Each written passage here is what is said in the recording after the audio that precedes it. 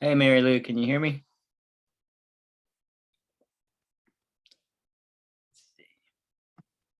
Yes, we can hear you. Oh, sweet. Welcome. Thanks. Hey, Cole, it's Angela. I'm here with Mary Lou. Oh, hey. So Mary Lou is Frankie's speech therapist at school. Thank you so much. I was like, now it all comes together. Yes. Yeah. Well, sweet. Thanks for joining us.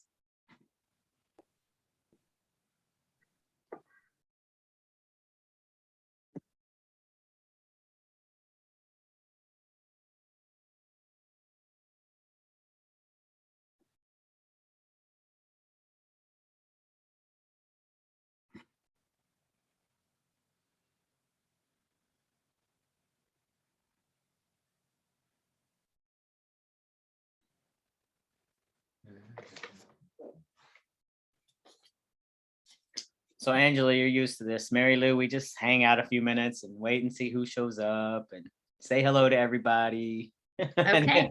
and then we'll get started. Sounds good. Yeah, Yep, we'll get started. sounds good.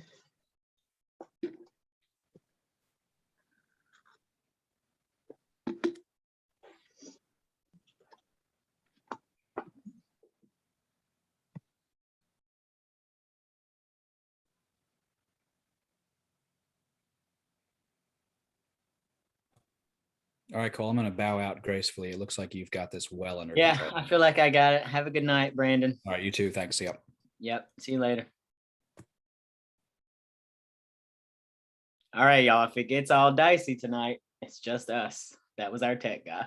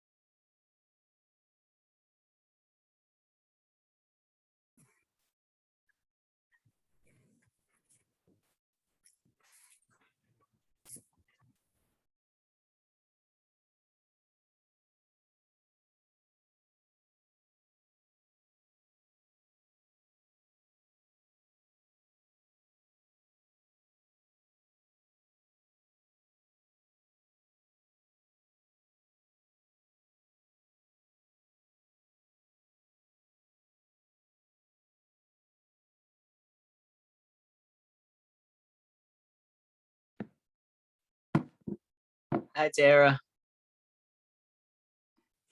Hey Cole, how are you? I'm good. How are you? I'm fine, thanks.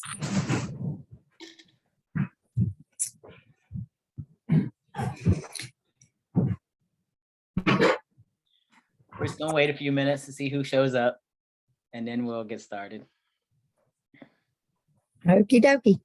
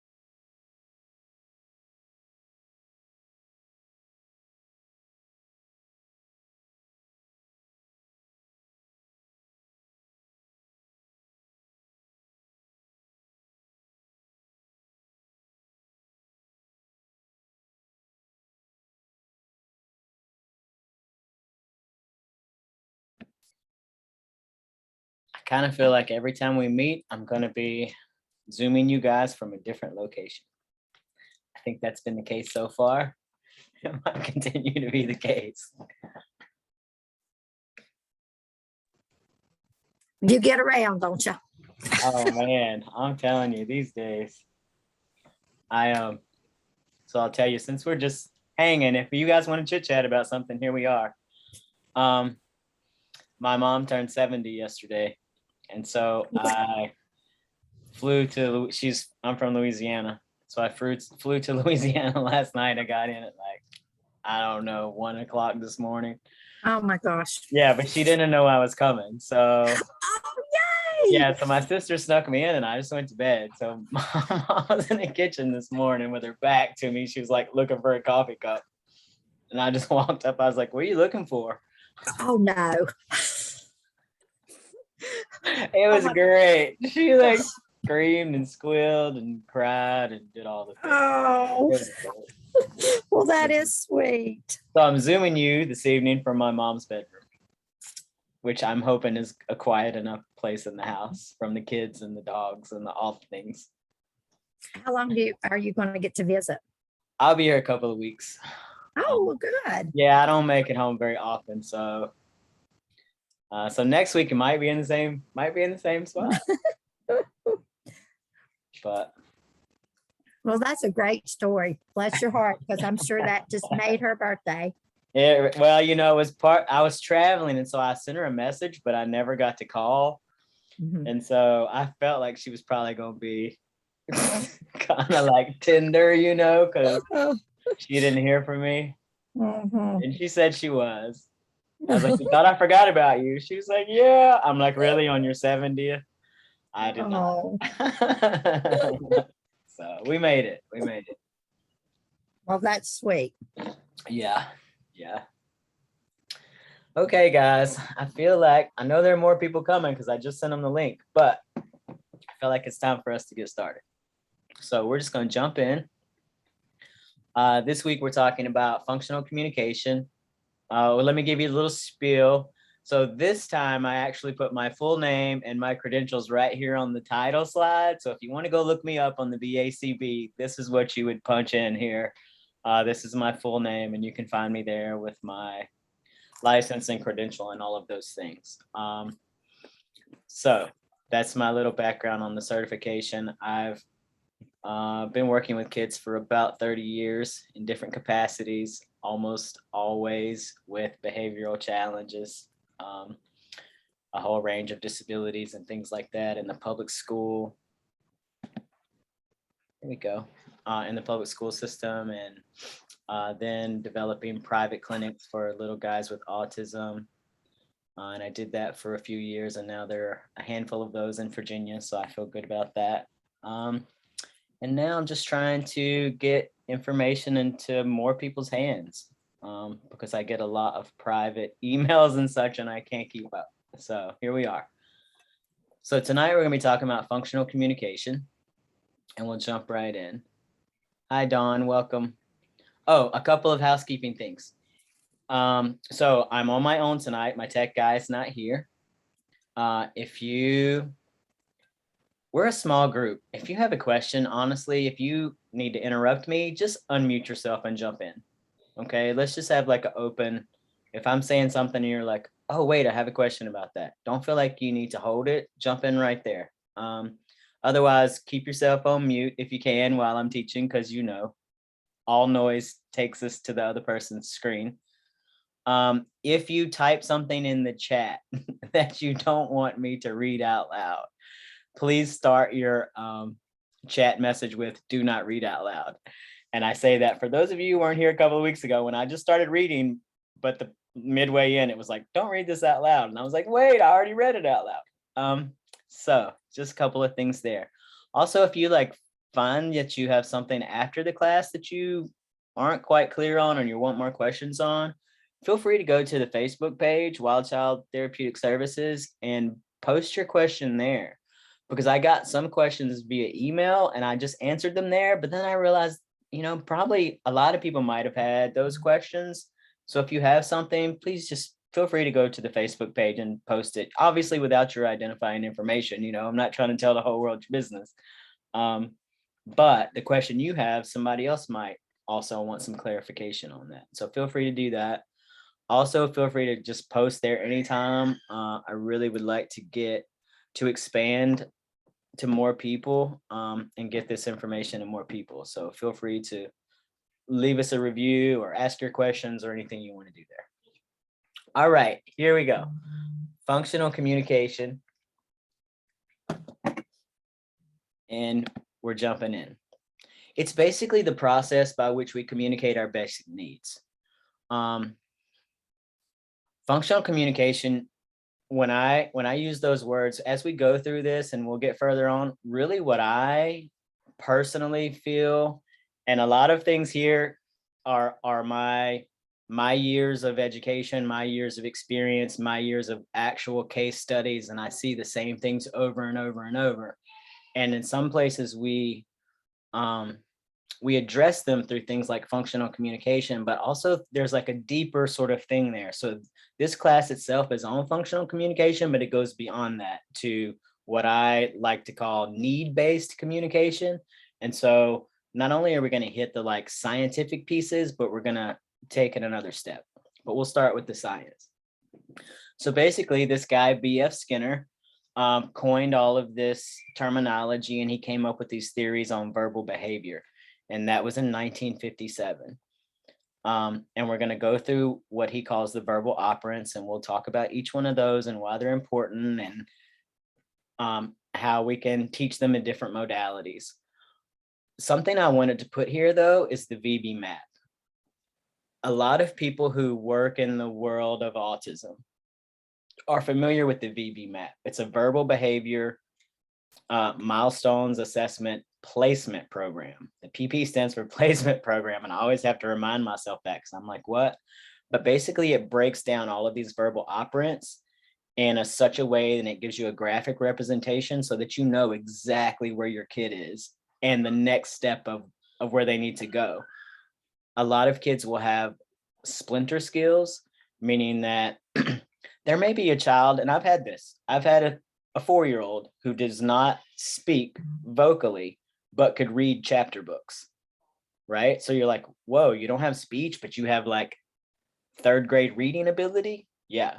So we see that with a lot of our kids with these different splinter skills, and the VB map is just like a beautiful assessment, and it takes a while to administer, but it's a beautiful assessment to really see where your kid is and where those splinter skills are and where the deficits are. So if you've never heard of the VB map, look it up, okay? If that's an area, that you're interested in. All right. The verbal operants.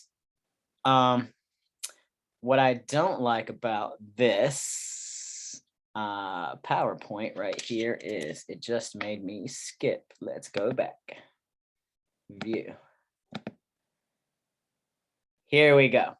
Here are the verbal operants as defined by B.F. Skinner. You have echoics, mans, tacs, and intraverbals. We're going to go through each one of those and give you examples and what they are. But it's basically, he broke it down into this sort of hierarchy of speech. Here we go. So let's start with echoics. Echoics is when you repeat some sort of vocalization. So if you hear a sound and you repeat a sound, that's an echoic. It can be an individual sound. It could be a word or phrase. It could be the beginning word in a sentence. It could be the ending word in a sentence. It could be scripting. We'll talk about what scripting is.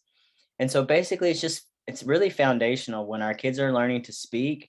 And it also is very foundational to developing a range of sounds. And so if you think about it, when we have a baby, they very first start to learn things by echoing what they hear.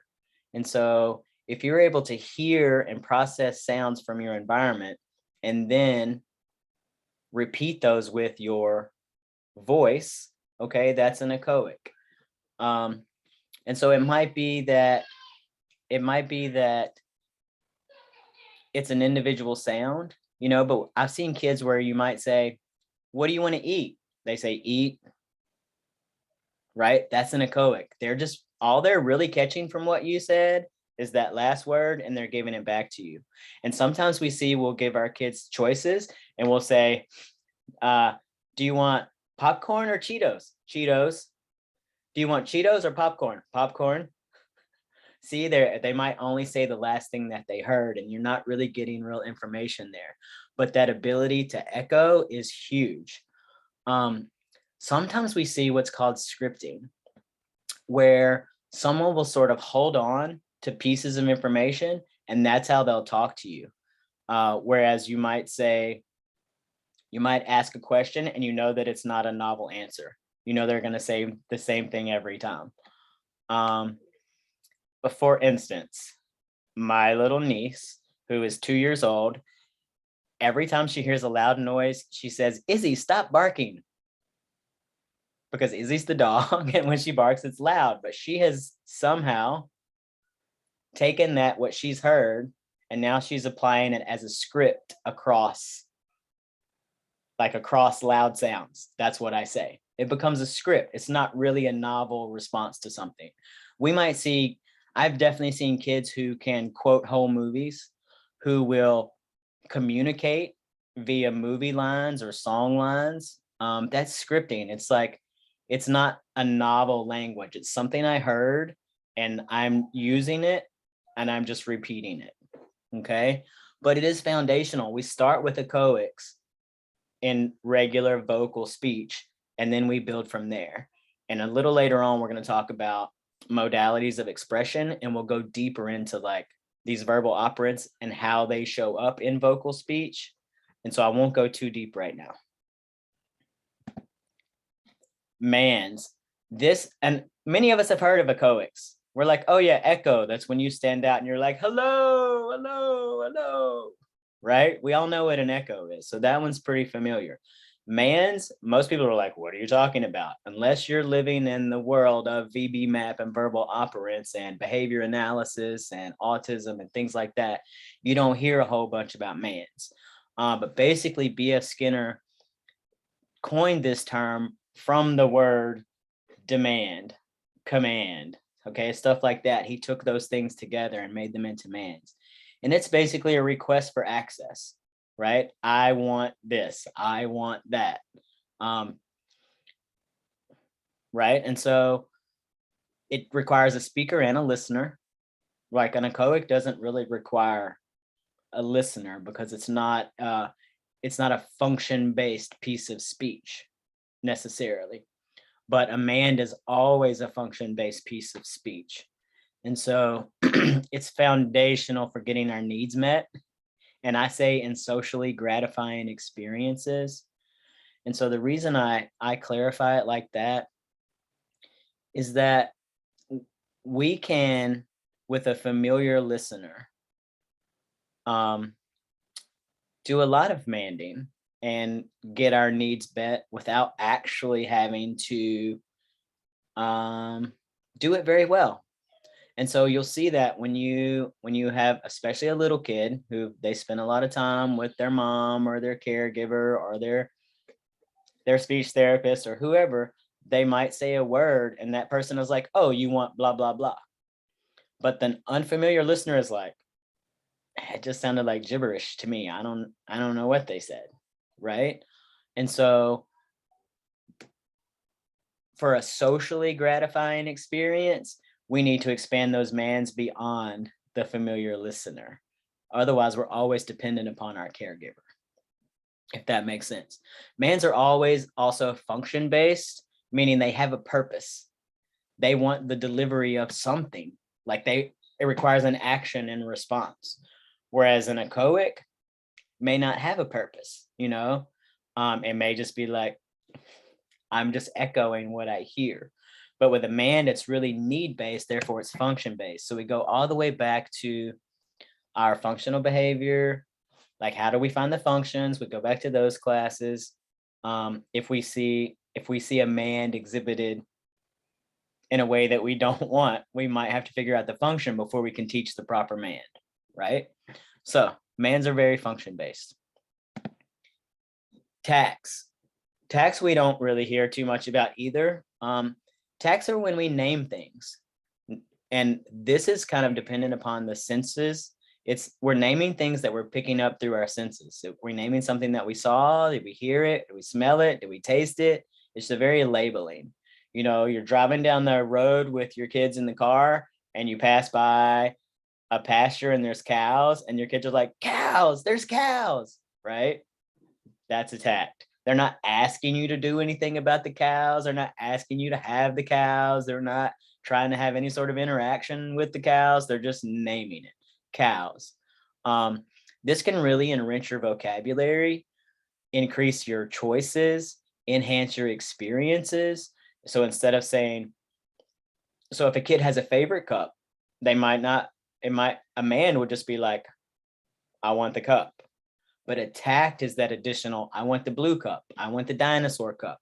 That extra little adjective piece, that descriptor is a tact, right?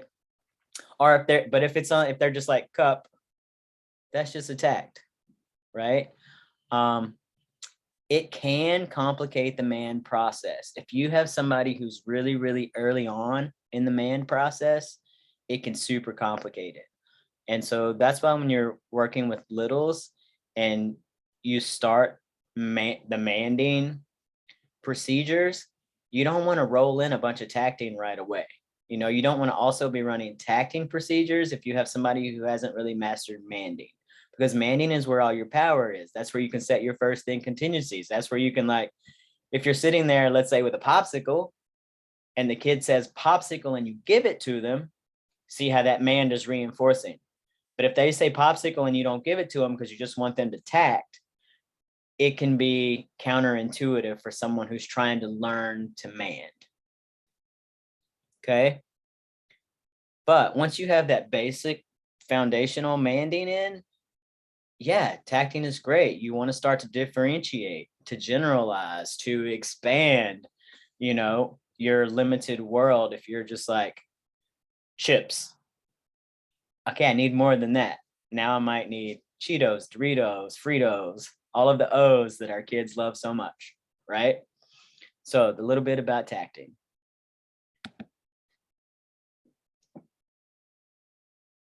Intraverbals. Intraverbals are interdependent upon someone else's verbal behavior. It's an exchange of verbal responding. An intraverbal can't really exist without another person, right? Whereas you can tact all day long by yourself. You can sit there and just name everything you see all day long by yourself. Echoics, you can do that too. But intraverbals, much like mans, require another person. But intraverbals aren't, I'm requesting something. It's, I'm exchanging, I'm interacting, I'm making some sort of connection with another person. When we look at teaching sort of intraverbals with our littles, we're looking at a lot of things that you would kind of see in a preschool setting. Turn taking, right? Turn taking can be an intraverbal. A conversation means I talk, you talk, I talk, you talk. And these things can actually be taught, like how to take turns in a conversation can be taught. I can tell you a lot of adults don't know how to take turns in conversation. You know, a lot of the things that I'm presenting to you now, I'm discovering because I'm meeting adult after adult after adult who doesn't have these skills. And I'm like, our adults don't have these skills because they weren't taught them as children. So let's start with our kids now, right? Fill-ins, intraverbal fill-ins can be tons of fun when you're little. It basically is a fill in the blank. Let's say you're like, row, row, row, you're, right? And then you kind of go, and the kid says, boat. And you're like, yay, down the stream. That's a fill-in. You gave them a verbal cue and they gave you a response. That's a really great way to teach intraverbals with little, is to do fill-ins, because you have nursery rhyme fill-ins and little songs and, you know, 1, 2, buckle my, right? Your rhymes. Those intraverbal fill-ins are just a wonderful way to start getting our kids to like be paying attention to that exchange of conversation and paying attention to the other person's speech, right? Because they don't always pay attention to the speaker. They don't always put themselves in the listener role, especially our young kids. They don't really think about themselves as a listener. Not that they sit there and go, oh, I'm a speaker. They don't think about themselves like that at all either, as far as I can tell. But it's natural to be the speaker. And we'll run across kids who will say what they have to say, and then that's it. They're not listening. They're not developing that listener role. Introverbals are great for developing the speaker into a listener as well. And this place of introverbals is absolutely foundational to getting needs met outside of our primary caregiver. Okay. And what I mean by that is, if I have a kid who is, and by primary caregiver, I am expanding that beyond mom and dad and grandma or whoever actually takes care of them at home. That's true. But at school, your teacher's a primary caregiver. When you're in your speech session and you're there, that speech person is a primary caregiver. Your OT is his primary caregiver. Whoever is I'm responsible for this child's care while they're with me. They're a primary caregiver, right?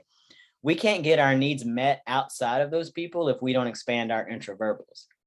If we just depend on them to respond to me as a speaker, but I never actually listen to what you're saying, we're not developing social relationships. We're not developing those social skills. We're not developing with our peers. We're not able to go to novel listeners and unfamiliar listeners. We're stuck with whoever can understand us at home, whoever's willing to show up for us over and over and over and over without us really giving anything back. Okay, so introverbals are foundational. When you think about our kids who, with their language, how many kids are like, mom? Mom can be attacked.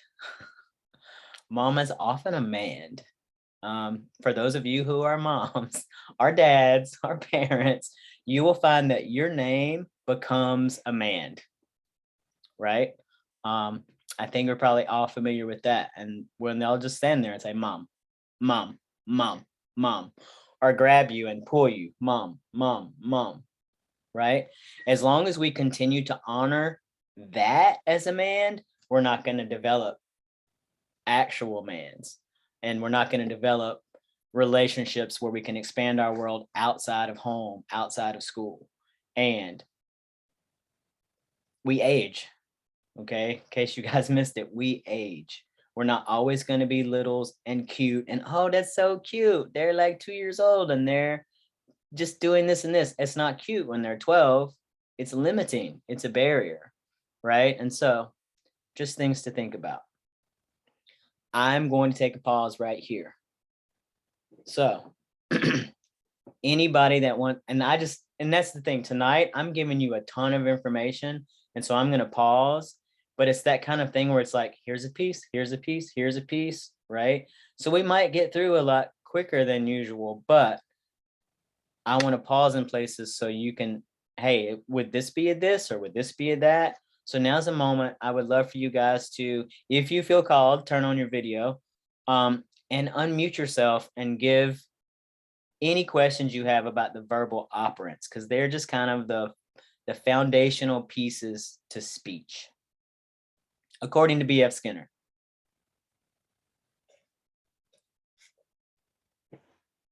And is anybody working with any of these? Like, is anybody running into any of this stuff? I do have a question.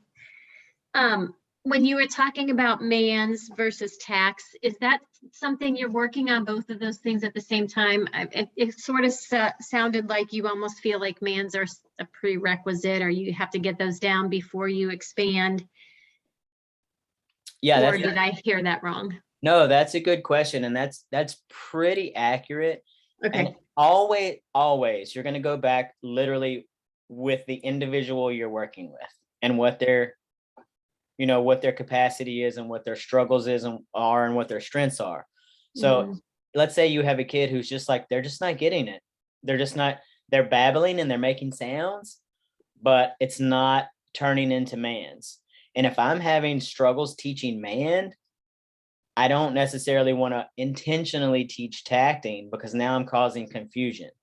When the power of their voice is in the manding, right? Okay. Giving that voice to somebody is in the manding. How are we getting our needs met? Not by tacting, right? By manding. And so if I have to choose one, I'm going to choose manding. And then once that's okay, we got the understanding, we know what's going on here. Okay, now instead of asking for the cup, let's put out 3 cups and differentiate between which cup you want, you know? And so that's when you can start doing the tacting. But definitely tacting can complicate and confuse manding if you try to just throw it all out there at once. Okay, thank you. You're welcome.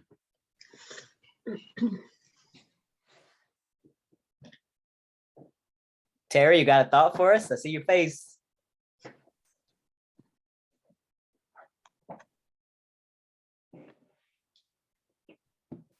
No thought. I They're like, today's not my day to think. So. Awesome. Sweet. Then we will jump in and keep going. Is everybody okay with this stuff so far? Yep. Awesome. So a lot of the language, I'll tell you that ABA, applied behavior analysis, is the science of behavior change. It is a lot of what I talk about is very ABA, because it's just what it's a lot of my training and my education and things like that. But also I bring in my experience from real life, and ABA doesn't cover everything. And I find that the terminology that I use over and over just kind of evolves with me. And so I like to talk about modes of expression. What other people call it, right? But for me, it's like, how are we communicating? What are the modalities in which we're expressing our thoughts, our feelings, our wants, our needs, our desires? Okay. Vocalized speech. And here the echoics, mands, tacts, and introverbals, they really align beautifully with vocalized speech. And it's kind of like a hierarchy that happens there. If we think about when babies are born, okay, they're born knowing how to cry. Most babies cry pretty right away, right? And if we have a baby that doesn't cry, now we're concerned.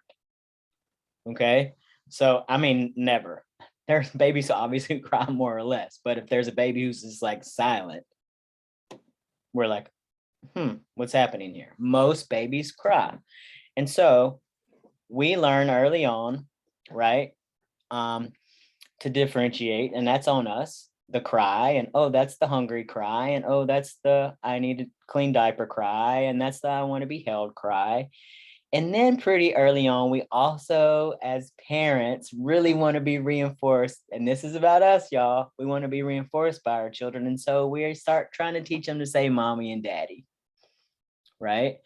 Well, when a kid first starts to babble, there are some pretty early sounds that are pretty common. Da, da, da, ba, ba, ba, ah, ah, ah. Those are pretty common. So what is da, da, da, right? And so I'll be like, daddy, dad, you're saying dad. And so now I've got a coex going. If I have a kid who can hear me and repeat me, now language acquisition has started, because I quickly take that echoic, da, that they pick up on, and it becomes a mand, right? So there's something called an echoic to mand transfer, and it happens naturally, but there are times when it doesn't. When it doesn't happen naturally, now we got to teach it. But it happens naturally in natural development. You just start da, ma, and then pretty soon, before you know it, everything that you say, they're repeating, even the 4-letter words, right? That's your echoics and vocalized speech. Then it rolls into the mands, which also are pretty basic to start with, and then they develop. They start with like 1-word mands, where they might just say water, thirsty. When you are when you're working with kids naturally, neurotypically, just regularly developing, you don't really have to do a whole bunch other than just talk. And they ask for something, you give it to them, and it's kind of done. When you're working with kids who aren't picking up that speech right away, you got to teach this intentionally. There's a whole process for manding, and it is across all the modalities. All the modalities have a process for each one of these and how to teach them. And so when you're in vocalized speech, you want to start with like the simplest thing, and then give it to them. If that's what you're teaching, you're going to set that up. Let's say that I'm working with a kid on vocalized speech and they're giving me a coax, but I want to do manding. Well, first I'm going to know what are the things they actually want to ask for. And I think I mentioned to you guys before, one of the big thing, because manding is so important, is in the clinics, in the design of the clinics that are now spreading, which is great. The whole thought for me behind it was, well, number one, I kept seeing kindergartners show up not ready for kindergarten, and our little guys with autism or other disabilities who already are behind and trying to cover a gap were showing up and getting left further behind. So I wanted to make a place where they could kind of get a preschool setting that really intentionally hit these different skills like manding next week when we talk about ADLs, activity of daily living, those sorts of things. And so took a big room, painted it with lots of beautiful colors, and filled it with every toy you could possibly think of that a little guy or girl or being might want to access. There's a trampoline, there's a swing, there's a car coaster, there's every kind of Play-Doh and paint and sand and toy and light and thing you could possibly think of. Right? Now, put them in the middle of this incredibly motivating space, and then attach them to a person, and then teach them how to ask instead of grabbing. Ask for this. If it's vocalized speech, if we're working on vocals, then that's all we're doing. We're saying, you want the crayon? Ask for the color. You want this? Give them a word for it. Green crayon. If you're doing tacting, you can add on the green, right? Or it might be whatever, write, draw, something that gets language for what you're looking for. And then it starts with that one word. They give you the one word, you give it to them. They give you the one word, you give it to them. Cheeto, here's a Cheeto, right? Skittle, here's a Skittle. Edibles are really easy because you can give a tiny little piece and then they disappear. An edible is called a vanishing reinforcer. So if you ever run into that thing where you give a reinforcer, but the kid doesn't want to give it back, right? You can give a vanishing. And I'm bringing this up here because let's say you're doing manding and you've figured out that the child you're doing manding for loves the iPad and loves the dinosaur over there and loves the train over there, right? You got three things: iPad, train, and dinosaur. Okay. When they ask for that thing, when you basically, here it is. Now you just have to ask for it. And then you prompt that. When they ask for it, you give it to them. iPad, here you go. They might not want to give it back. How do you get another opportunity if they won't give it back? So you got to be prepared for that. If you have one of those where they don't want to give up the reinforcer, you got to have something else going on. And a lot of times the way we can work through that, because that's a whole nother process, but one of the ways we can work through that is with a disappearing edible. I might trade you. And that's right. First, give me the iPad, then I'll give you the Skittle. That's a whole nother contingency, but it works if you're using manding and you're giving them access to what they want, but then they don't want to give it up. You can use that to like ease the giving up process, because you're going to give it right back to them when they ask again. As soon as they give it to you, if you have, at some point you might have all three choices and you might say, what do you want? Dinosaur, here you go. You wait, you give them a couple minutes and you're like, okay, can I have it back? Once you have that process down, yeah, they're going to give it right back because they know they're just going to ask for it and you're going to give it to them again. But just saying, if you run into that, they won't give it back up. You can look at a trade with something that disappears. because you don't have to take the Cheeto back, they ate it. You don't have to take the Skittle back, they ate it, right? So something to think about. Also with demands, you're going to start with the one word, but then you're going to build, because we don't just go around saying one word, you know, like cheeseburger. What? You know, if an adult just walked up to you and said, schedule. I'm like, what? How about, can you get me the schedule? I need the schedule. Would you print the schedule? Like they're called carrier phrases. We start to expand that one word man into things that have carrier phrases. And those carriers are like, I need, I want, can I, may I, like whatever you want to teach. So then it changes from iPad to, can I have the iPad? Right? And so that's development of language. That's all in the man stage. We move on to the tax. This is for that just really development of language. And our kids will start doing that.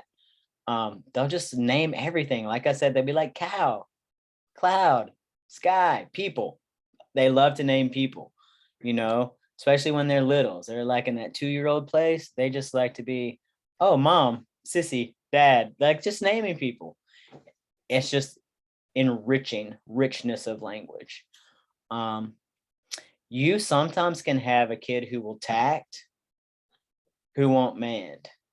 That's not unusual. Again, with a child with autism who has those sort of splinter skills, I've definitely worked with kids who will tact everything. They'll just name everything, but they won't actually interact with you to ask for it, right? So that's a whole nother, okay, let's assess their preferences. Let's set the situation where they want something. We have to elicit that I want something, right? So we can take a tact. If they're telling us, we know they eat chicken nuggets, okay? And they'll name them, but they won't ask for them, right? So we can set up a situation where like, okay, here it is, and you really want it. When they name it, oh, here it is. Here it is. Oh, and that reminds me, anytime that you deliver Amand, anytime that you're working with any of these, you want to be naming that thing every single time. If they're like Cheeto and you give it to them, shouldn't be giving it to them without naming it yourself. Oh, you asked for Cheeto. Here's Cheeto, right? Cheeto, Cheeto, Cheeto. Another little side tidbit, they need to know where the man is coming from. That's a piece of that pairing. If the kid is just like Cheeto and a hand comes in front of them and it hands them a Cheeto and goes away, right? And they're like, Cheeto, where is that coming from? They need to know. If you're not getting some sort of like interaction when you're ready for delivery, you can do what's called this, it's like a swipe, right? And so I might be like, oh, the kid's like Cheeto. And so I'm like, here's a Cheeto, but I'm not going to release it until they see me, right? So I might bring it all the way to here. And now, oh, they see me. Yeah, there's a Cheeto. There you go. You want to make sure that kid sees you. They're interacting with you. Manding requires another person. Okay. So don't just deliver without there being some sort of recognition, some sort of eye contact, something. They don't have to hold it, because it is difficult for many people. And I know I keep saying autism because that's just where it's most common, but it's very common for eye contact to mess up speech. And what I mean by that is like even adults, and kids who are neurotypical, when people say things, look me in the eye when you're talking to me, it's actually so much harder to regulate your emotions and formulate thought processes that turn into speech when I'm making eye contact. It's totally fine for some people, but for a lot of people, it's totally counterintuitive. So just FYI, that's one of those demands you can take off the table. if you find yourself in that position where like you keep asking your kid to like look me in the eye when you say that, let that go. You're doing everybody a disservice. Okay. But you do want acknowledgement that you're there with a man. You're engaging. You're like, here I am. Okay, you see me, here you go. But not make sure you stare me in the eyeballs while we have this intense conversation that you're already uncomfortable about. Our bodies just don't really work that way, So that's just a little side note on that. And then introverbals, obviously, that's where we're really getting back and forth with that reciprocal conversation. When you're at introverbals, sometimes you got to break it down really, really tiny in vocalized speech. It might be that you can start to elicit those conversations and they just kind of start happening and budding and flowing and you're like, great. But sometimes it's like, you might have to break it down into initiates conversation, makes 3 exchanges, excuses themselves, ends conversation, right? We don't always know how to initiate a conversation. How do we even start? Some of our kids don't have a clue. Some of our adults don't have a clue, right? And so when you're looking at introverbals, it's not just, oh, how do we get a conversation? How do we go back and forth? How was your day? Da da da, right? Most of the kids, I will tell you, neurotypical kids, atypical, doesn't matter. If you're like, how was your day at school today? How was your school day? Good. I would guarantee you that is the number one answer. If it was on Family Feud, it would be good, right? That's not an introverbal. That's not reciprocal conversation. That really didn't give me a whole lot.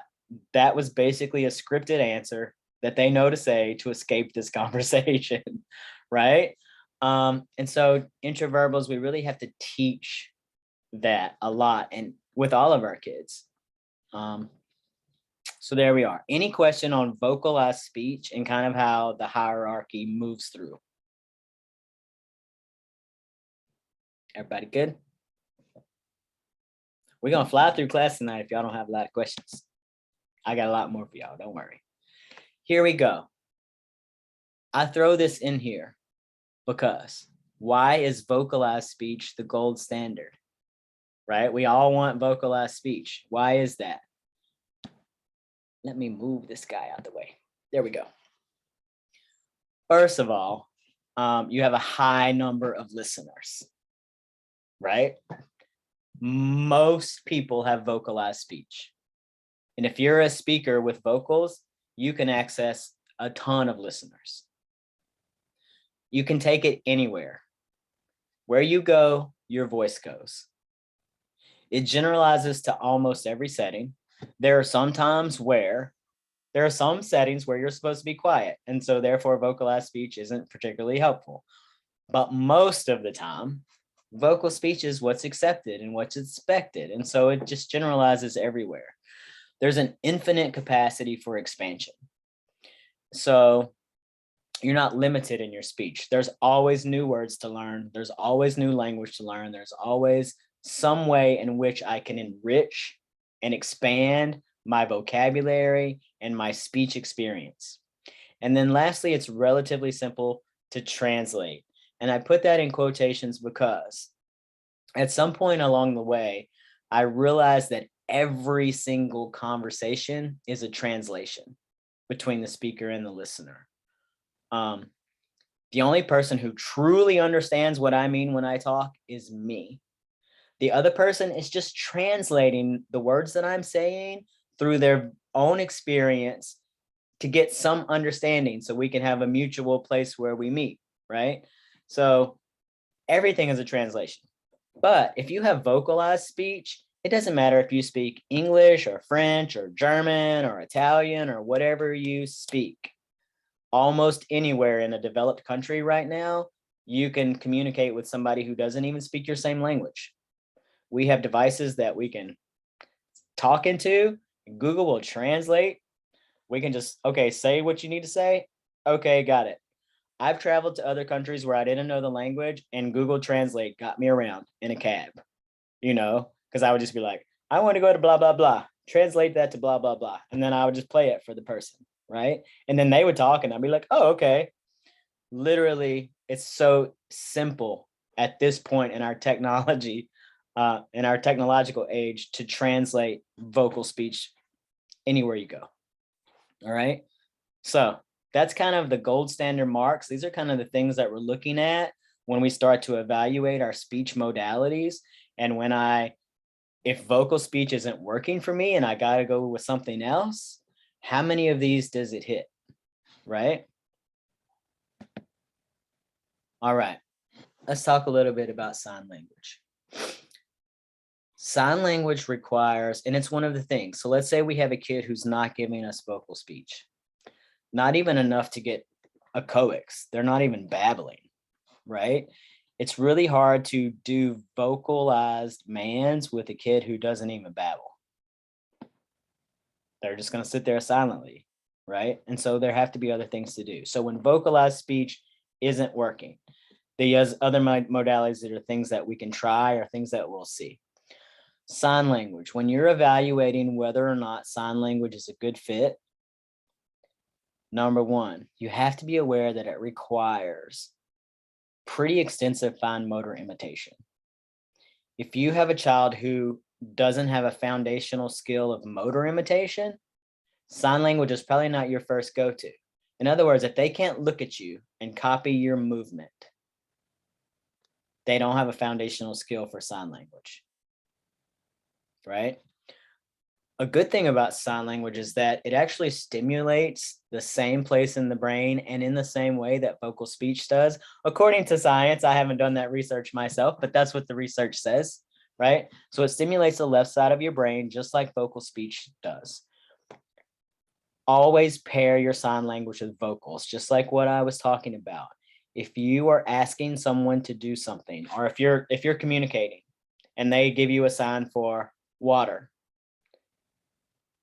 you don't just hand them the water, right?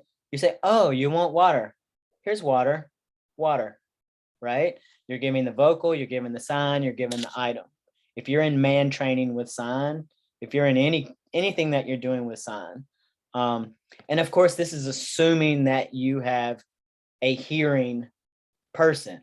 Now, if you're doing sign language with someone who's deaf, that's different. Although I still would encourage, because lip reading becomes a big thing, right? So I still would encourage, but you pair it with vocals.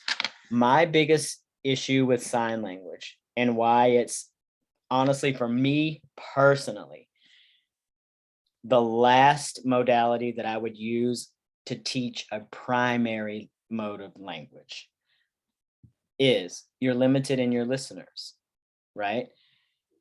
What I see happens a lot with people who are dependent upon sign language as their only mode of language. And if it's a child, while the child is being taught the sign language, the parents are also learning the sign language, and some of the extended family might be learning the sign language. And there might be some kids at school here or there that pick up some. And if you have a great community, they might all come together and learn enough language to say hello and goodbye and how are you, right? But that's it. You can't just go anywhere in the world and anybody can understand what you're saying. You can't just get your wants and needs met from the general population. You're very limited in your listeners. So anytime I'm doing sign, for me, I never stop there. I'm always like, okay, we're going to do sign. This kid has great fine motor imitation. They have great motor imitation. They're not giving me any vocals whatsoever. They're picking this up pretty quickly. Yes, let's do it. I'm still going to teach them another modality. And again, that's me personally, because I don't want them to be limited. I want their voice to have a wide range. I want them to be able to access people everywhere, outside of just going to a school where everybody signs or going to this thing over here where everybody signs. It's like you're constantly looking for places where people sign. And overall, it's just not that big of an expansive place. So any questions about sign language, I usually have somebody here somewhere because somebody's working on it. And they'll be like, well, we're just doing this, but are you saying I shouldn't? No, I'm not saying you shouldn't. If you find something that's working for you, by all means, use it. But I just don't like to do sign language in isolation. Dawn, you got something for us? Yeah, actually, that's sign language is our main way we communicate with our daughter. But you are right about how limited that is because with her being a kindergartner at school, where there aren't too many kids like her with with her challenges. So we are trying to use a what is that called? The iPad. The device. We're going to talk about that in a second, the Oggcom device. But okay, well, I guess I might be, no, go ahead. Here. But my question is, she doesn't fully, right now anyway, she does not really understand the device. And I don't know if that's because, I guess it's because it's just so new for her, but I guess it's just something we have to keep working on. But right now she thinks it's a toy and, yeah, we're definitely going to talk about that on that screen. It's coming up. Yep. Okay. And that's so common. So common. We'll talk about it in just a second. You guys good? We'll move forward. Let's talk about PECs. I could spend probably a 3-day workshop on PECs. It's a picture exchange communication system.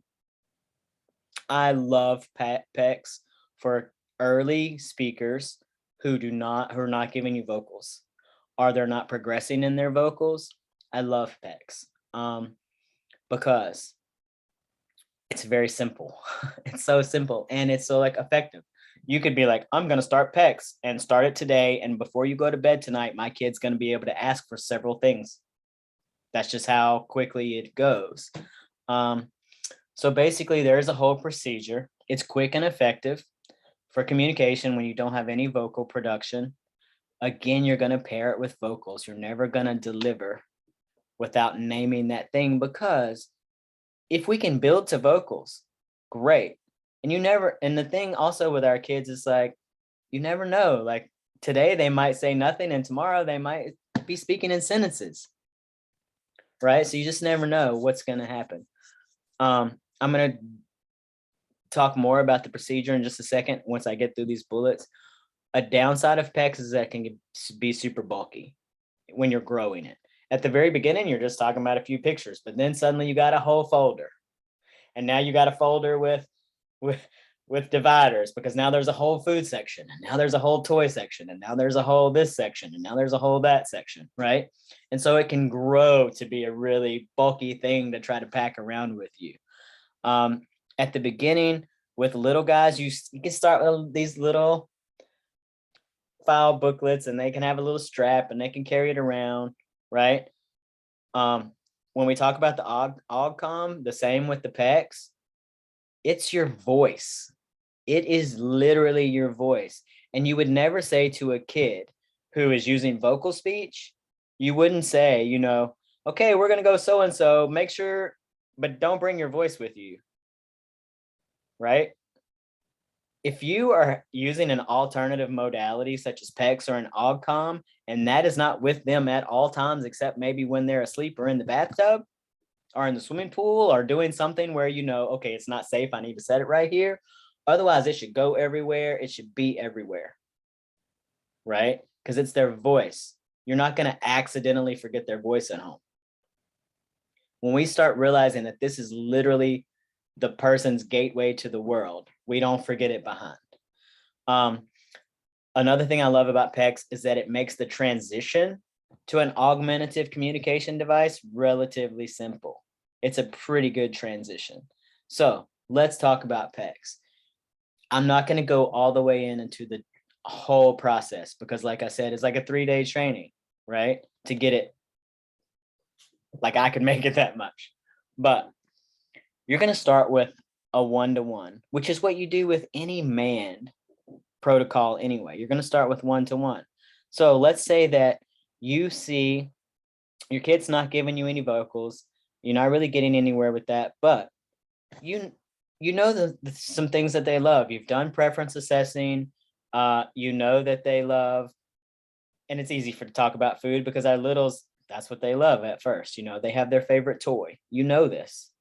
What's the name of it? Is it a bear? Does it have a name? What are you calling it? Take a picture, right? You can print these pictures on your printer.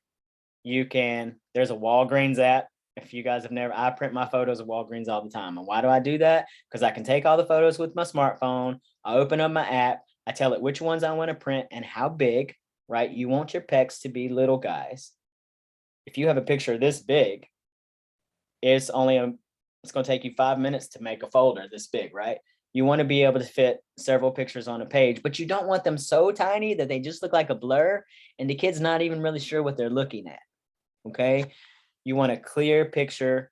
Wallet size is great. Walgreens can print those 4 to a sheet or whatever, right? And that for relatively cheap. Okay. And by relatively cheap, I think I printed about 25 wallet sized pictures, and it was like $5. Like, you know, it just wasn't much at all. So anyway, you want to do that, but you're going to start with one. And now you have the child with you and you have the bear or whatever. Let's say it's a bear. You have that picture. Now what you want to do is you want to put the bear in a place where they can see it, but they can't reach it. Manding is all about, I want it, but I can't access it without you. Okay. Now, when they hand me that pet, here is the thing. At some point, it's going to be in a book and it's going to be like, oh, they can open a book and they can pull the one that they want. But when you're first starting, literally, it's one. Their choice is one. And the thing they get is one. They pick that up and you can hand over hand if that's where you are. Pick it up, hand, and you want to bring it because you don't just want to hand it without that some sort of contact where they know you're the gateway. They know you're the pairing. If that swipe brings it up here, oh, bear, here's the bear, here's the bear, right? They have it a few minutes. We start again. You build it to the second one. Once they have that one, every time they want the bear, they're giving it to you. And that happens with a lot of times within minutes. It doesn't take long. Then you can throw in that second thing. Okay. They like the bear. Oh, I see I almost messed you up because I'm not giving you the official training. Here is a mistake that we make with PECs, and I almost made it in the explanation. The second thing that you introduce should be something they do not want. I know that sounds counterintuitive, right? But when you're teaching PECs, you want them to actually look at what's on the thing.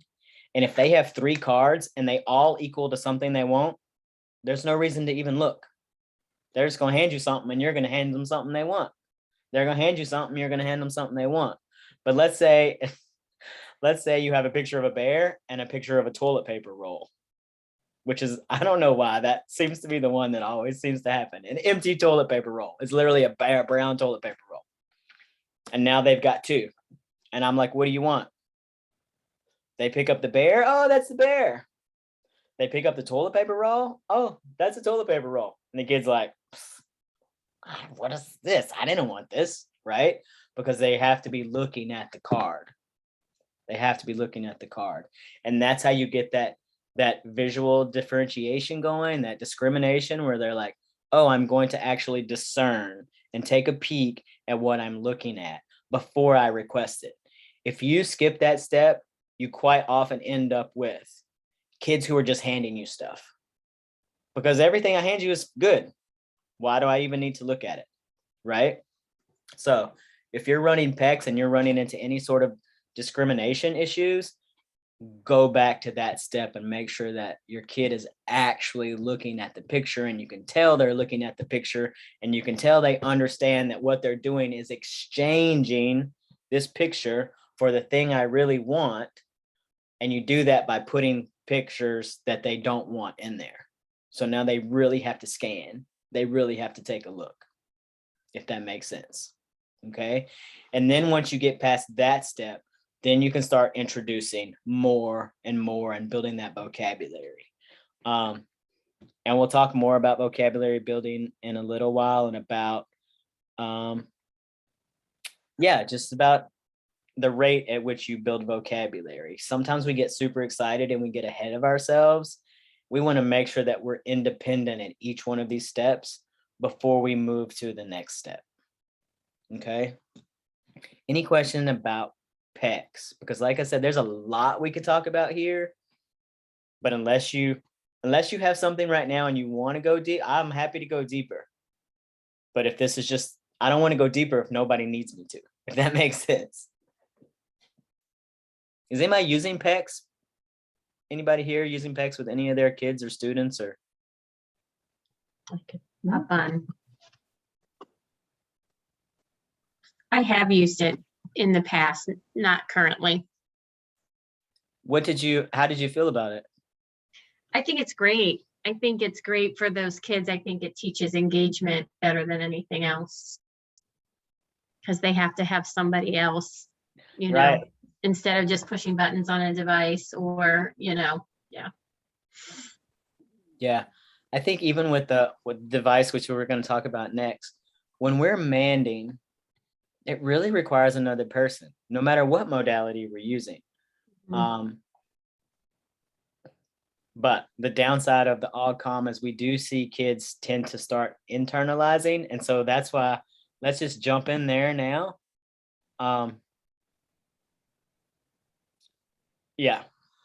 So I've run into so many issues with augmentative communication devices, and how they're implemented. And really, if they're not implemented properly, they often cease to be the child's voice and they become a barrier. And now we're trying to make them use their voice, right? So they're basically electronic devices that speak out loud when activated. You press a button, it says the thing you want it to say, right? It creates vocalized speech. Augmentative communication devices for our kids who are not giving vocal production, it has the capacity to be comparable with spontaneous vocal speech. So that why is vocalized speech the gold standard?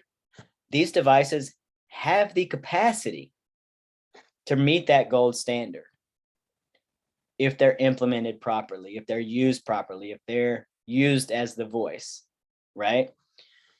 This third bullet is huge.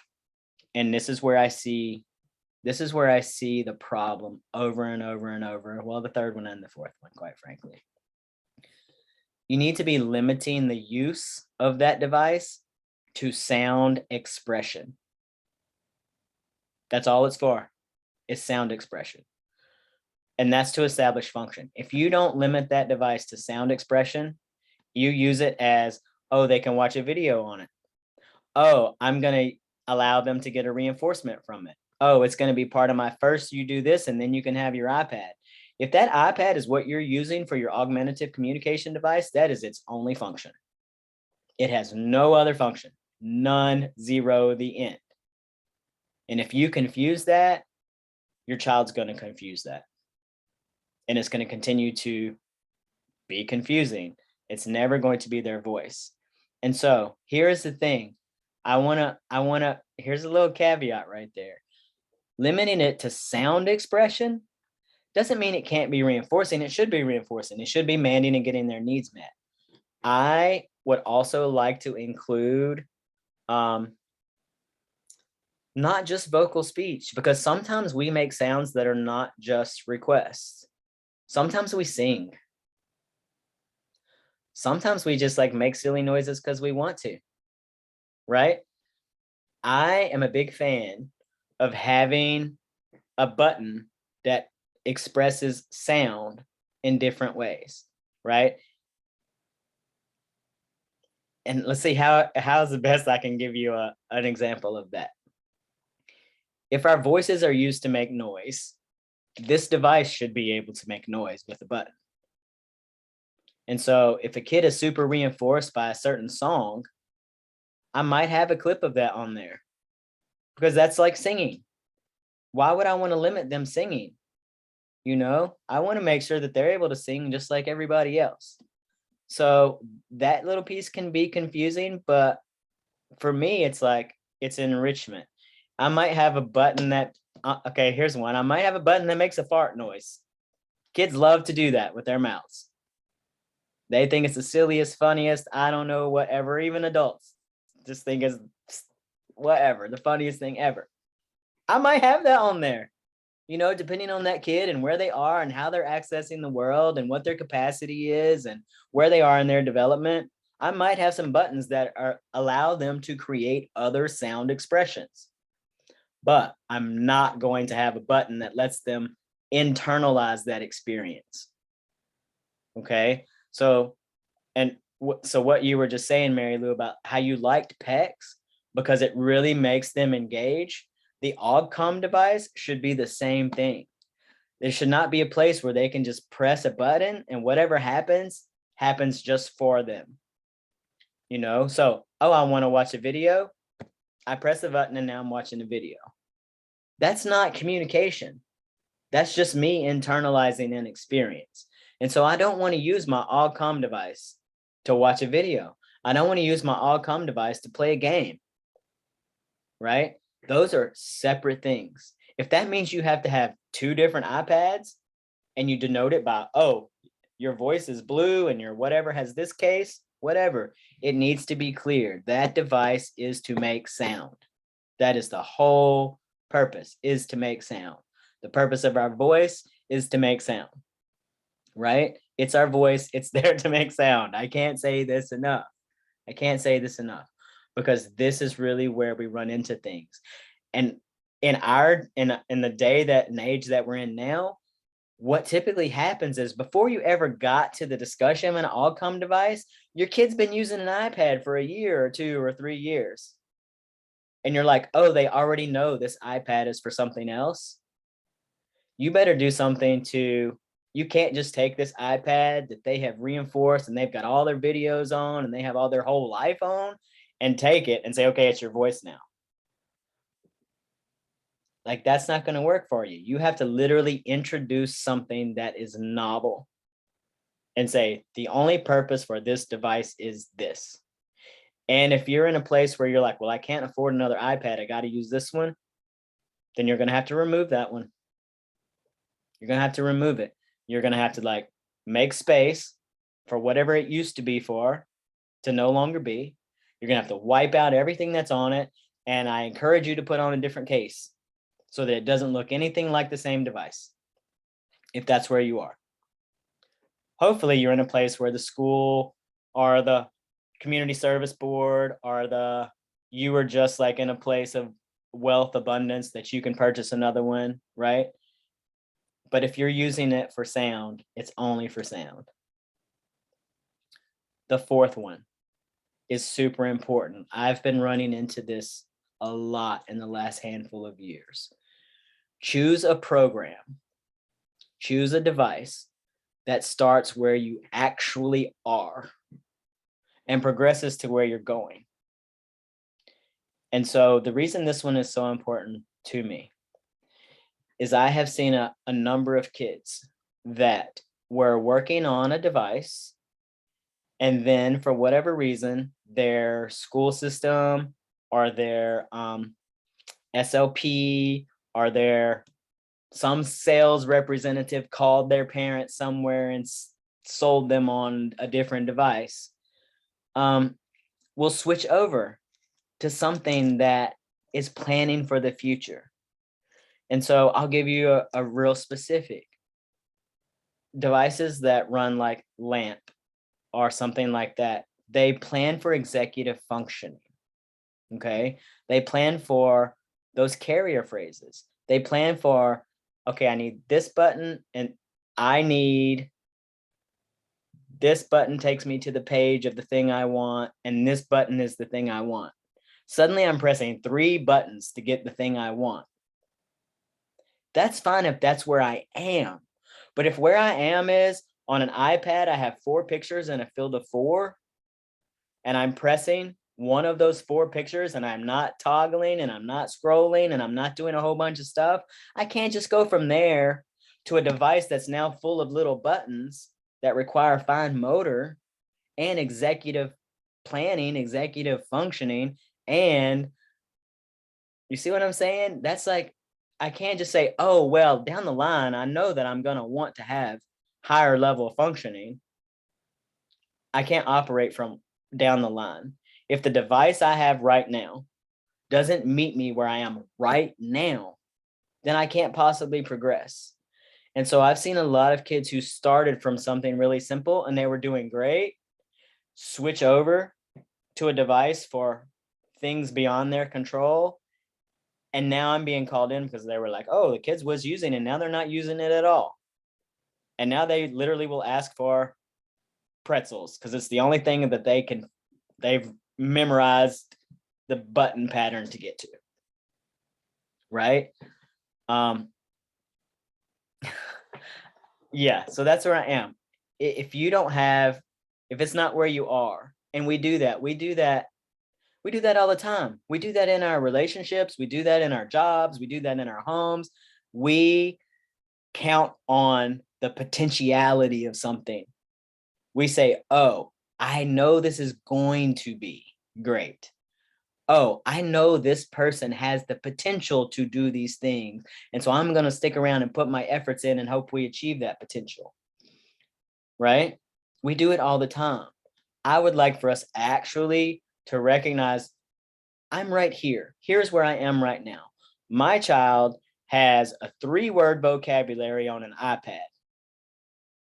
I'm not switching over to a device that is planning for their executive functioning because I'm actually planning for basic manding.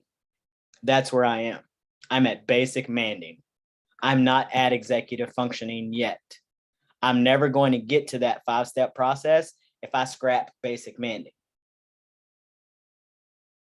Does that make sense? Does anybody have a comment on that? Especially those of you who are working with augmentative communication devices. If you have any questions about, oh, how can I tweak this or what can I do here?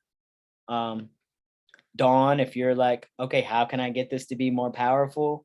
If you guys have any questions, now is the time for AugCom devices.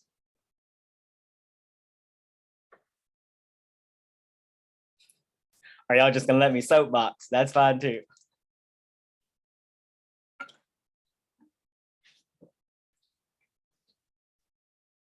Crickets. You're all crickets. Okay, I guess I soapboxed that one good enough. So, the next one, physical behavior. We often don't talk about this when we're talking about modalities of expression, and yet it's the number one. It's the number one modality of expression. When you don't have someone who has fully developed vocalized speech, what do we see? We see physical behaviors. They always have a function. They're learned. Yes, it's a tool for communication, and it's often more effective than vocalized speech. And what I mean by that is this. Let's say you have a kid who asks for something and they don't get it. If they express something physically, quite often there's a response. You know, if a kid is like, mom, mom, mom, mom, that mom got the response. Whereas the other ones were just like, I was just busy for a moment. I was going to get to them, right? It's often more effective. When I get calls for consultations and they're like, kid is doing X, Y, and Z, and can you come figure it out? All behavior is some sort of communication, whether it's intentionally communication or not, it is some sort of communication. Okay. And those kids that I'm called for who are doing X, Y, and Z instead of just asking, oh, they're throwing a chair because they really need a break. Well, guess what? You throw a chair, you're out. The end. Incredibly effective. Can I take a break? Not so effective, right? Unless you have a history of throwing chairs. In which case, we're like, yes, you asked, have a break. But for the most part, we actually don't honor a lot of our vocalized requests. And so physical behavior becomes much, much, much more effective. Not necessarily what we want to happen, but just as a matter of reality, it's more effective. So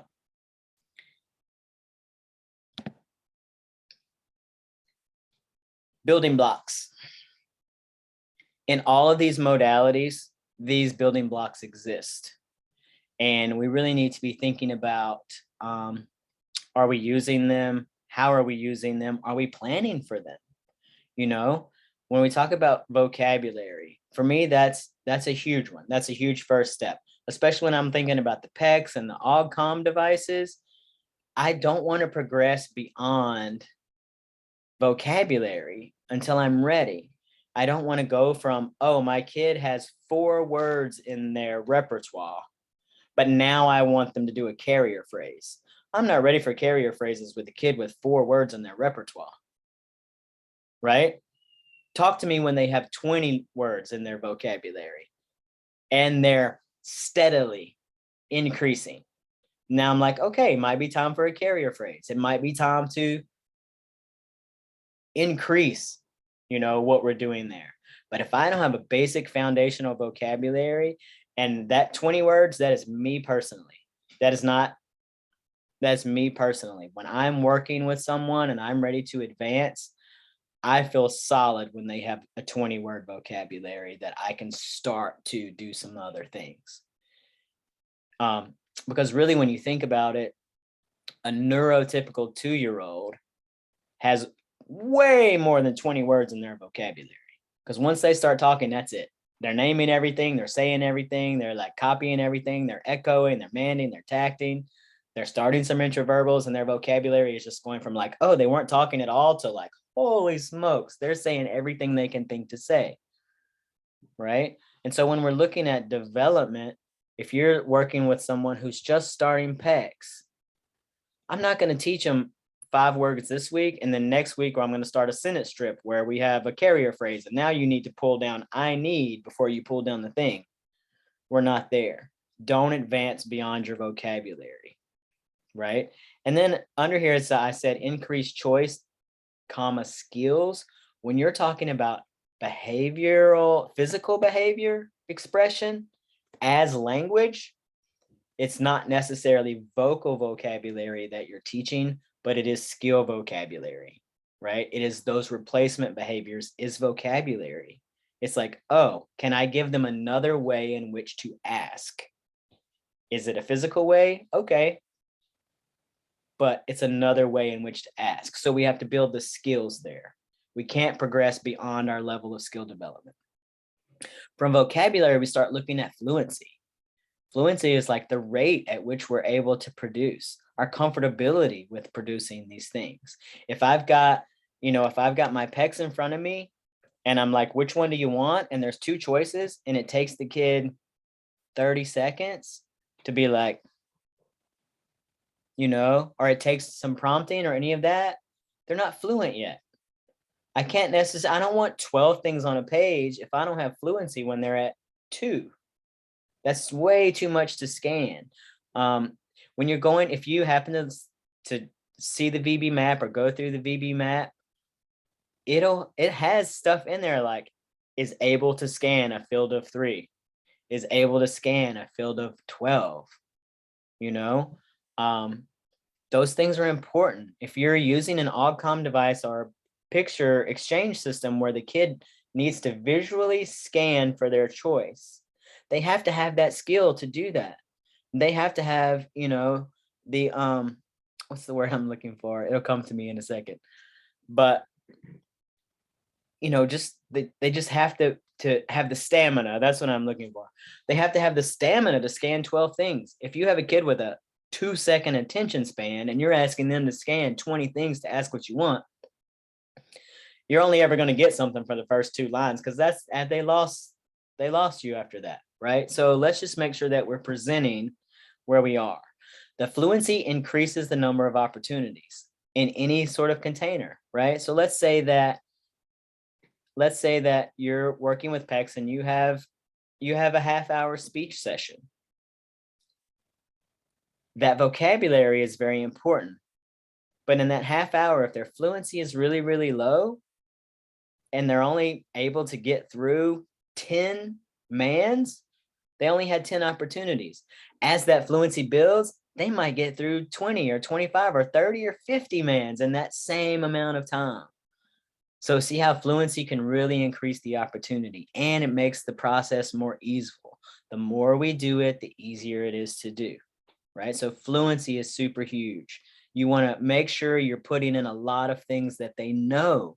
That's how we build our fluency. We get quicker and quicker and quicker and better, and we build momentum, right? The last part is generalization. Some programs embed generalization, meaning from the very beginning of my teaching, I'm going to embed how to generalize it. Some don't. Some teach the basics and then they teach generalization. There are pros and cons to each one. I personally love a natural environment. Like when I talk about the clinics, they look like a preschool. It's all embedded. So I'm not just one-to-one doing the same thing over and over and over with that kid. And it's just me and them. I want to make sure that other people are doing this. I want to make sure that they can generalize to 3. 3 is my number when I think about generalization, and when I'm teaching it and I'm training it and I'm like looking for mastery. I want to know that you can make that request from 3 different people at 3 different locations, right? I want to know that you can ask to go to the bathroom from mom. You can ask to go to the bathroom from the teacher. You can ask to go to the bathroom for some other adult. I want to know that you can go to the bathroom at home. I want to know that you can go to the bathroom at the clinic. I want to know that you can go to the bathroom at Kroger. I want to know that you can go to the bathroom at school, right? And so when we're teaching a skill, and obviously that's not a speech skill, but it's the same thing.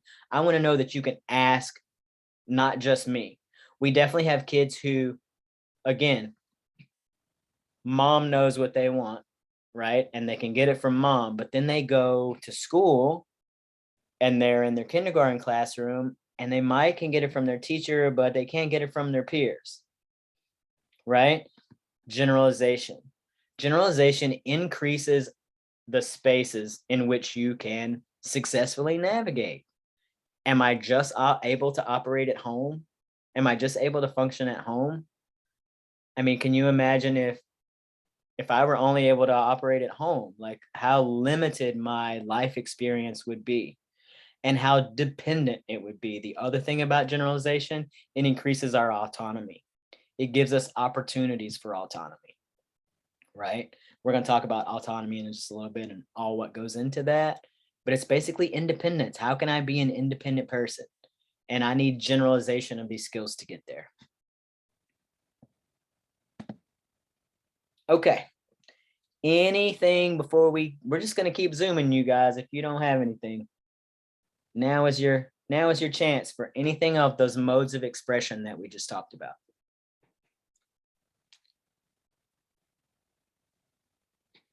All right, y'all just want to hear me talk tonight. Great. I'm actually not one of those people who really likes to hear myself talk. So if you want to speak, that's totally fine with me. So teaching verbal behavior is just teaching behavior. It really is. You're going to break it down the same way that we broke down the functions, the same way that we broke down the contingencies, right? It's the same thing. We're going to determine function / target vocabulary. It's a little different in this. When we just talked about functions, we were like, oh, what's the function? Is it access? Is it escape? Is it automatic, right? What is it they actually want? Avoidance. Right, all of those things. Now, when we're talking about verbal behavior, it's not just when we're determining the function and then we're like, oh, we're going to reinforce this thing.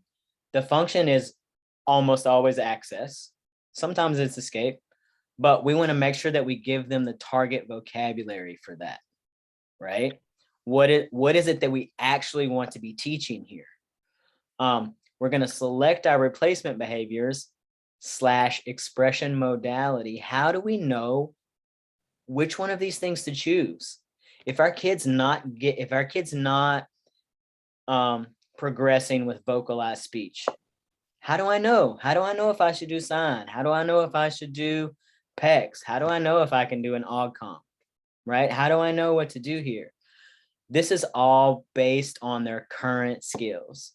If I have a kid who's not mastered motor imitation, sign language is not going to be the first thing I go to, because now I have to teach prerequisite skills, right?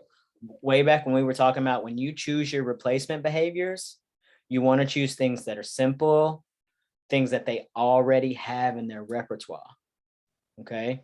The other things that you're thinking about when you're selecting this, what kind of modality you want to use as opposed to vocal speech, is what's their current skill set? What settings are we going to be going to? What settings are we going to be using this in? Will it survive in that setting? Right? Just things to be thinking about. You're going to teach and reinforce the replacement behaviors. You're going to teach and reinforce the signs. You're going to teach and reinforce the vocal mans. You're going to teach and reinforce the PECs. You're going to teach and reinforce the OGCOMP. It's all those first thing contingencies. And manding is one of those that sets its own contingency, right? In other words, you ask for this thing, you get this thing. You ask for this thing, you get this thing. It's its own contingency when you're working with speech. And then you're going to flood it with opportunities until it's mastered. You cannot learn PECs if you are just sitting down in a speech session with your speech therapist and you're doing PECs once a week, and then next week they do it, and then they're not learning that, right? They're probably going to do it for their SLP, but they're not going to generalize it for everybody else. Flood with opportunities. Whatever you decide that voice is, it goes everywhere, and you use it all the time, and you're planning for it. If you're in early emerging language, be prepared to commit to that and then follow through. If I'm using PECs, it's going with me everywhere. I can't tell you how many times I've set up PECs for home and for school, and they look just alike, except for the system looks alike, but the things they ask for are different in different settings. And so it might be that I have one folder and it has a home page and it has a school page, but otherwise I'm doing the procedure the same, right? I can't tell you how many times one or the other, and it's never always the parents, it's never always the school, but how many times one or the other is doing it and the other one don't even know where it is. They're like, oh yeah, let me, this in this drawer, wait, where did I, it's here somewhere. Yep. It's the voice. It is their voice. You cannot put their voice in a drawer and leave it there and think they're somehow through osmosis going to learn to use it. Okay, you got to keep up with that. It's got to, it's got to travel with them everywhere. Like that they go. anything, but some of our parents will say, "Oh, we don't use that. We know what he wants." Which we don't doubt, right? Yep. You hear that too. It's like, oh, well, I don't really need it at home because I know what they want. Well, okay, I'm on board with that. As long as your intention is to always have this person at home and you never plan to die before them, then I'm okay with that. But if you cannot guarantee me those conditions, they need it at home, right? And so then also we're going to generalize and maintain any behavior that we teach. We want to take it everywhere. If you're using PECs and you don't have it in a little folder with a little strap that slings around, and they take it. They take their books everywhere to the playground. Take their books everywhere. They take their device everywhere. How many does she have? Well, Like 4 or 5. And they grow, right? Because PECs can be bulky. That would be such a hard job. And that's the thing too, is like you get in and the thing with PECs is that, like I said, they can be bulky. But if your kid is like expanding their vocabulary at a rate where you're like, I can't keep up with printing, it might be time to start thinking about an Ogcom device, We're all in there. Mhm. right? So generalize and maintain. So all of her kids nonverbal. So the section that we're coming into now, Some are verbal, most are not. is that Angela and Mary Lou? You guys know you're not on mute, right? No, we do that. Sorry. That's okay. I was just like going along with you. I was like, yeah, right. They get bulky and da da da da. So yeah, this is where we're making a tiny little shift. The next portion is not ABA in the book, what we do, blah blah blah. Okay, it's not the science of behavior change, but it has been, in my experience, fundamental to communication.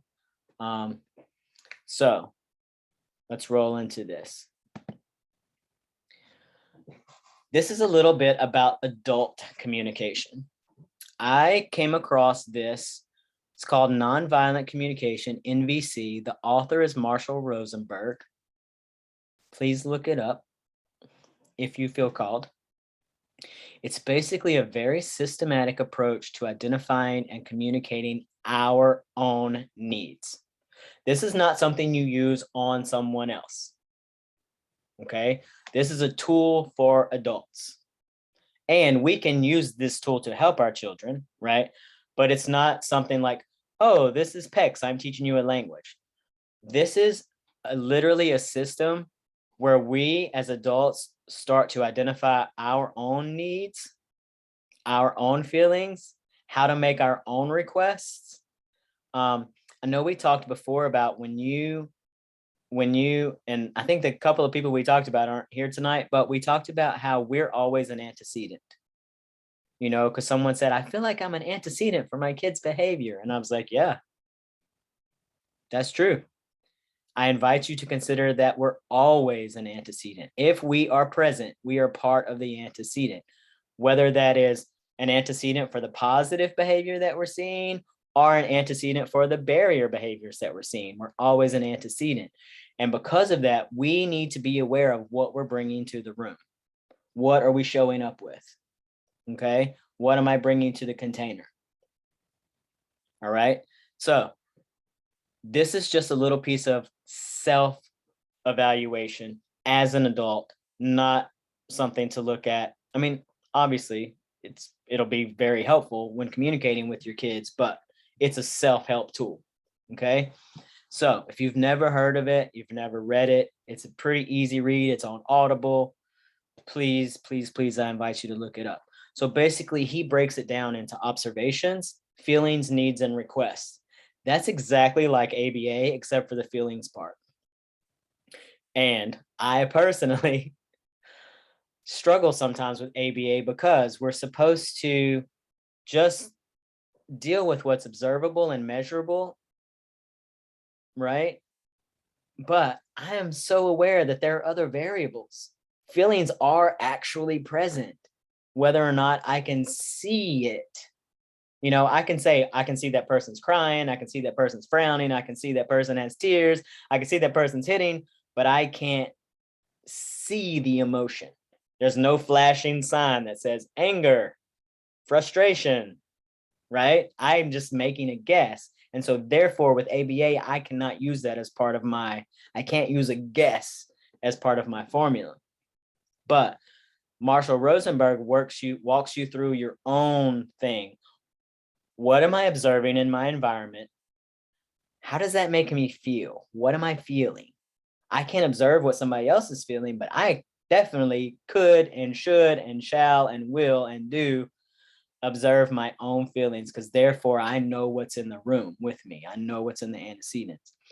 And then I trace that feeling. Oh, I'm feeling some kind of way. I'm not even sure, right? Which is quite often the case. And then it traces that to the unmet need, which for us, we call the function, right? Chases it to the unmet need. And then based on that need, I can now make a request for what I actually need, as opposed to having some response to what's happening here that I feel something about, right? Marshall Rosenberg has what he calls a needs inventory. He feels that we have 7 need categories, and here they are. I listed them out for you. I'm gonna just mention a little bit about it. You are free to research this or not, completely on you. But it is very, I think, very helpful for self-analysis and then for teaching communication. Okay, so the first one is autonomy. We talked about that a little bit. Autonomy is that independence. It's we literally have a need to be able to make choices. And we talk about that. We're like, oh, is this kid just doing this for control? Yeah, because they have a need for autonomy. They have a need to make choices. They have a need to say, okay, well, I want to choose these dreams. I want to choose this path, right? That's our need for autonomy. Somebody else is always telling us what to do. I don't have any autonomy. It's definitely a need. The second one, when I first went through this stuff, I was like, what? But as I've started to apply it, I'm like, wow, celebration. Who knew we all had a need to be celebrated? But we do. We have a need to be able not only to celebrate ourselves, but to celebrate significant events in our life. And I challenge you to expand your use of the word celebrate to include rites of passage that don't necessarily feel good. For instance, there are things that happen that we want to celebrate: weddings, births, birthdays, anniversaries, right? Things like that. We want to celebrate them. We actually have a need to do so, to acknowledge these significant things happening in our life. Funerals, deaths, losses, loss of a job. Losses also have a whole ritual around them, and we have a need to celebrate, right, that this experience happened. Integrity. We all have a need for integrity. We all have a need to have meaning in our lives, to have self-worth, right? That's what the integrity is. Do I have meaning? Do I have purpose? We all have a need for that. Interdependence and physical nurturance are the 2 big ones, and we talk about them all the time, and we don't even realize that's what we're talking about, and yet they're only 2 out of 7. But the interdependence is we have a need to interact with other people. We have a need for love and honesty and appreciation and acceptance and emotional depth and emotional relating. All of these come under interdependence. We have an actual need for that. Physical nurturance, those are the ones we know. All the way back in our lowest and low of science classes. What are the basic human needs? Physical nurturance. I need air, I need food, I need water, I need shelter, I need clothing. Those are your physical nurturance needs. Sexual expression also comes in here, right? And when our kids are little, we don't notice that so much. But as we develop as human beings, that need for sexual expression kicks in, right? We have a need for play. We actually have a need to have fun and to laugh. If we're living a life where that need is not met, we're not living a very satisfied, happy experience, right? And then the last one can be a little confusing because it's called spiritual communion, and people are like, oh, religion, or it's not what we're talking about. We're talking about beauty, right? We're talking about harmony, peace. We have a need to actually have peaceful existence, to see beautiful things, right? And all this, of course, is according to Marshall Rosenberg, who I think has some pretty valuable stuff. And he does some global work.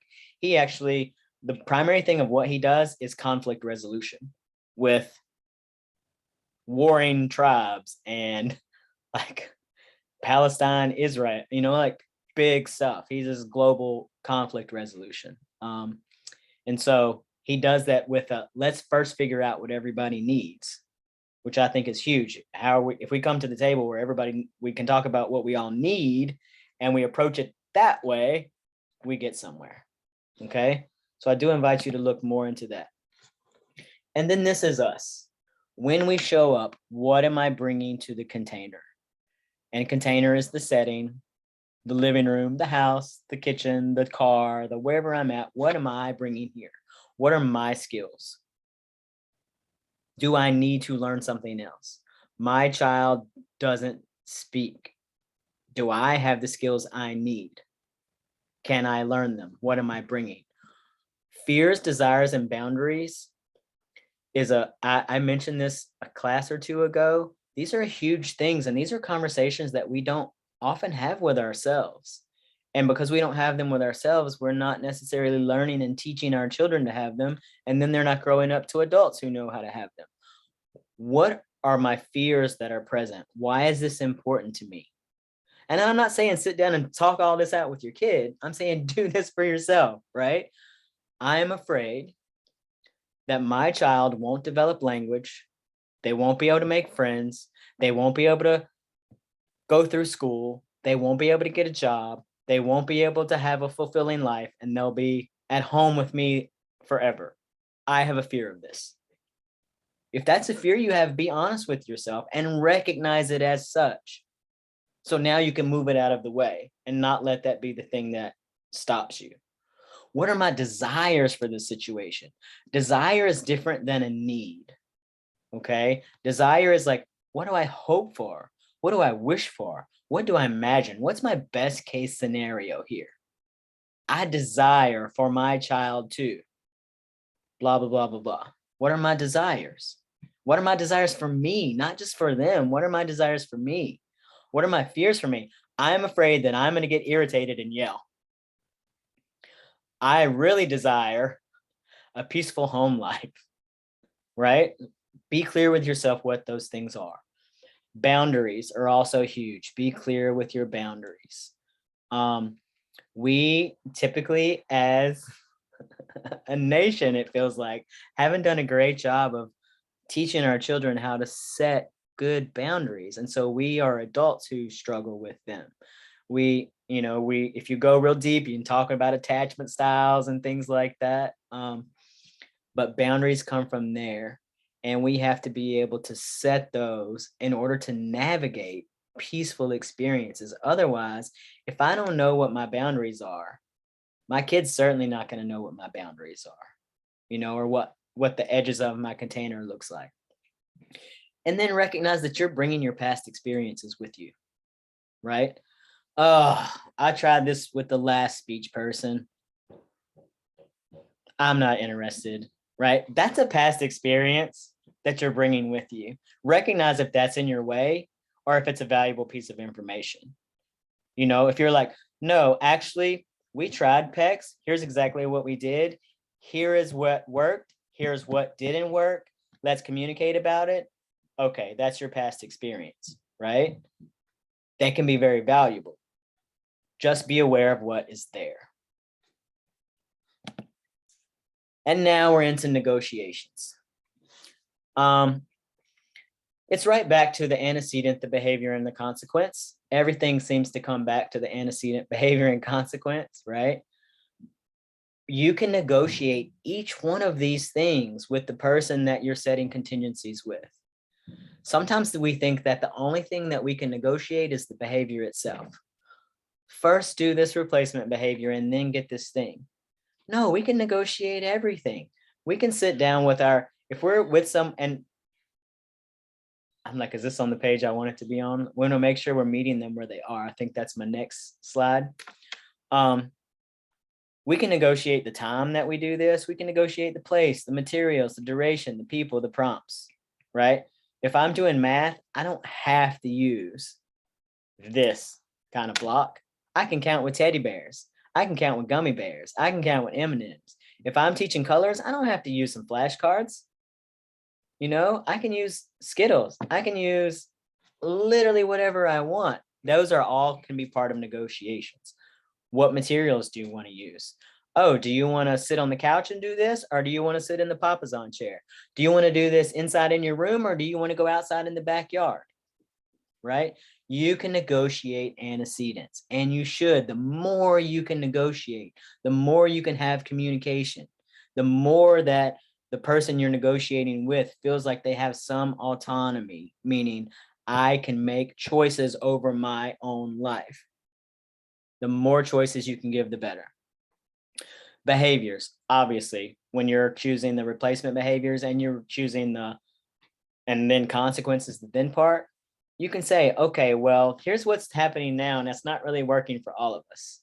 What are some other ways we can do it? Let's talk about it. You know, if your kid has that, we're talking about at the certain skill level, right? And then the same thing for consequences. Your child should definitely be negotiating their consequence. That's where all the motivation is. Well, not all. There's some in the antecedent, right? We can get non-contingently motivated if we're in the right setting. But the consequence, the then piece, is where they have a ton of their power. What are you working for? What are you working for?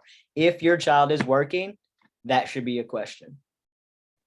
I definitely have had situations where I've walked in and a kid's in the middle of a behavior, of an escape behavior. They're like refusing. They're like, ah, all over the place, right? And then the first question out of my mouth when I walk in on that is, what are they working for? And if that adult can't tell me what they're working for, then we didn't set a contingency. And I have no intention of holding them there till it's done, because that's not that child who misstepped, right? What are you working for? The child needs to know what they're working for. I know what I'm working for. When I'm taking a job, I know what I'm working for. They always need to know what they're working for. Okay. Last thing, and here we are. That first one, you need to meet at the current skill level of the most emergent communicator. And what I mean by that is, if I show up to negotiate with someone and their negotiating skills are lower than mine, I need to meet them where they are. I'm not just going to expect that they can speak the language I'm speaking and do the things I'm doing. Otherwise, I'm just handing out, okay, this. I need to meet them where they are. If I'm dealing with a 4-year-old with no vocal speech, I need to meet them where they are. How can we negotiate this? I can give them physical choices. I can put some things in front of them and see what they actually physically choose. That's a negotiation. But if I just show up and say, this is it, this is what you're getting, that's not a negotiation. They need choices. Provide the choices within the boundaries. Right? Sometimes our kids know they can totally play us. We might start up with, oh, well, you can have this or this or this. And they're like, I want that thing over there that's 10 times greater. Within that boundary, that might not be a choice. That might be a whole different contingency you're setting, right? But you can say, oh, well, that's for something else. Here are the choices for this particular setting. You choose what you want to do, you know? Or you're like, oh, do you want to sit on the swing to do that? Or do you want to sit on the trampoline?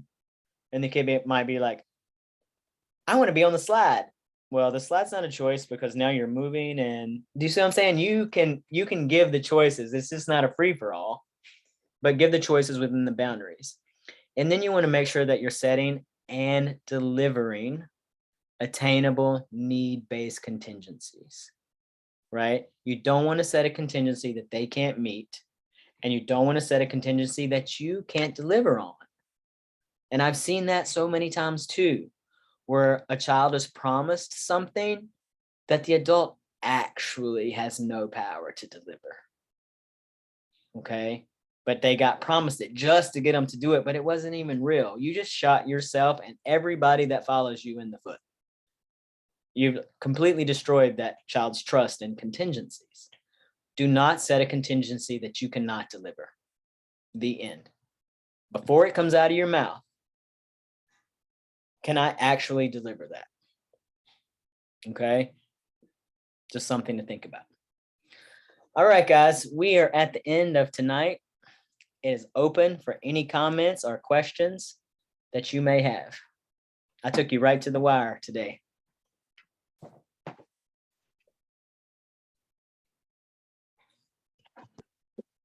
I don't think we have any questions here. That was really good, though. Very helpful. Thank you. Yeah. If something pops up later, please feel free to go to the Facebook page and post a question for us, or a comment, or like feedback or anything. I'm not new to this business, but I am new to this format, and I am new to the trying to disseminate this information.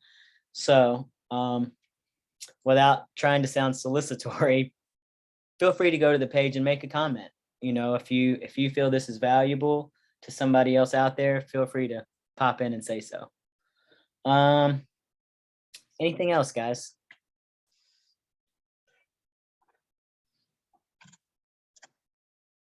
Cool. Also, on our page, I'm just kind of giving you updates as we grow, as we like try to figure out how best to reach people. We did post there's a new way that you can schedule a private consult, a 1-to-1, and that's on the page. You can go right to Calendly there. Calendly, I don't know how you say it, but you can go on the Facebook page and it'll link you right to that. So also, if you know anyone who needs that, or if you're working with a school system and you're like, I might want these people to talk to this dude, feel free. I work with a lot of school systems, do private consultations there, and parents, and honestly, a wide range of requests that I get. And it was just so hard to keep up with everybody's scheduling that I finally was like, okay, can technology do this for me? So we're going to try it and see what happens. So that's there as well on the Facebook page. And I think that's about it.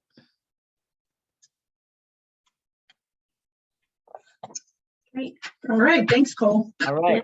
You Thanks a guys lot. have a great night, and hopefully we'll see some of you next week. We're going to talk about activities of daily living. We're going to really hit potty training. I know Angela's Yeah, Angela excited needs about that that one, yeah. one. I've been waiting for this for weeks. We're going to hit potty training next week. And some other things, feeding and eating and just food in general and stuff like that. So, all right, guys, have a beautiful week, and I'll see you next time. All right, Thanks a lot. Good Have a night. nice visit. Oh, thank you so much.